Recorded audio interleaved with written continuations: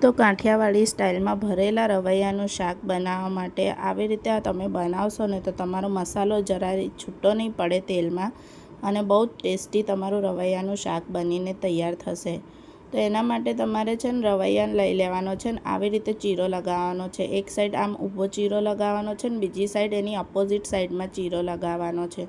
જો તમને બીજો રવૈયો હું કાપીને બતાવી દઉં છું। પાછળથી આમ ડીટા કાઢી દેવાનું છે અને એક સાઈડ આમ ઊભો ચીરો લગાવવાનો છે ને બીજી સાઈડ આમ પ્લસની સાઈન આવે ને એવી રીતે આપણે રવૈયાને કટ કરી લેવાના છે ને અંદરથી જોઈ લેવાનું છે કોઈ જીવાત તો નથી ને। તો આવી જ રીતે મેં બધા રવૈયાને કટ કરી લીધા છે સરખી રીતે। એક સાઈડ આમ ચીરો લગાવવાનો છે ઊભો અને એક સાઈડ આ અપોઝિટ સાઈડમાં ચીરો લગાવવાનો છે। જોઈ શકો છો તમને હું સરખી રીતે બતાવી દીધું છે। પછી ચવાણાને લઈ લેવાનો છે અને મિક્સીમાં ક્રશ કરી લેવાનો છે। આ રવૈયામાં ભરવા માટેનો મસાલો છે એની અંદર ચવાણાને ક્રશ કરી લીધું છે મેં અને સિંગનો ભૂક્કો છે અને લસણ અને લીલા મરચાંની પેસ્ટ છે। આ બધાને આપણે એક બાઉલમાં મિક્સ કરી લઈશું। એની અંદર મેં લીંબુનું રસ નાખ્યું છે, એક લીંબુનો રસ,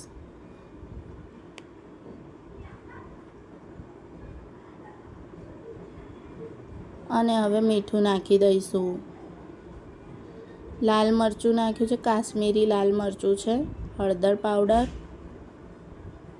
અને ગરમ મસાલો નાખ્યો છે અને ધાણા જીરું પાવડર નાખવાનું છે।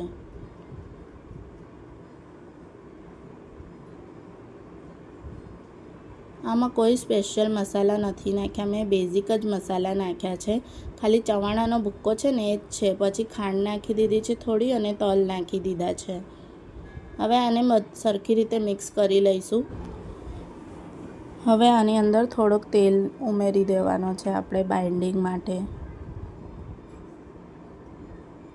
તેલ નાખીને સરખી રીતે મિક્સ કરી દેવાનો છે આ બધો મસાલાને।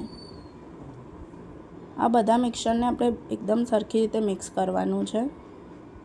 તો આવી રીતે હાથથી મેં ચોળીને મિક્સ કરી લીધું છે કારણ કે ચમચીથી સરખું મિક્સ નહોતું થતું। જોઈ શકો છો આવી રીતે સરખી રીતે મિક્સ કરી દેવાનો છે। હવે રવૈયામાં મસાલો ભરી દેવાનો છે। આવી રીતે અંગૂઠાને વચ્ચે રાખીને મસાલાને આવી રીતે અંદર સરખી રીતે ભરી દેવાનો છે। આવી રીતે આખો મસાલો ભર્યા પછી હાથથી આમ મુઠ્ઠીમાં લઈને સરખી રીતે દબાઈ દેવાનો છે જેનાથી કરીને મસાલો બહાર ના નીકળે આપણે ગ્રેવીમાં જ્યારે પકાવીએ ત્યારે। જોઈ શકો છો આવી રીતે લાડવાની જેમ આપણે આને કસીને મિક્સ આમ સરખી રીતે દબાઈ દેવાનો છે। એના પછી બધા રવૈયામાં આ જ રીતે મસાલો ભરી દેવાનો છે। વચ્ચે અંગૂઠો ફસાઈને મસાલો આવી રીતે ભરી દેવાનો છે સરખી રીતે અંદર સુધી। મસાલો ભરીને આવી રીતે કસીને દબાઈ દેવાનો છે જેથી કરીને મસાલો બહાર ના નીકળે।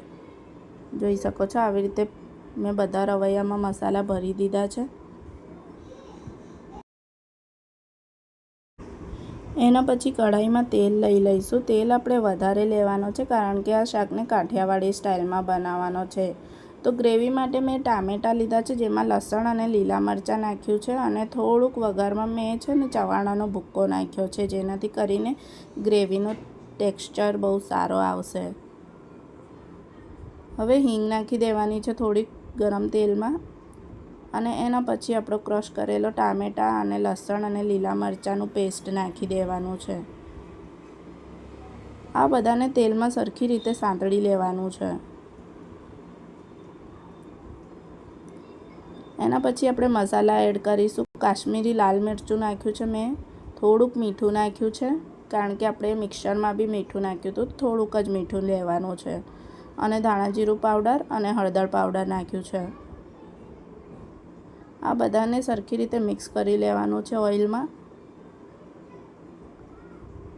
સરખી રીતે સાંતળી ગયા પછી આવી રીતે રવૈયાને મૂકી દેવાનું છે મસાલામાં।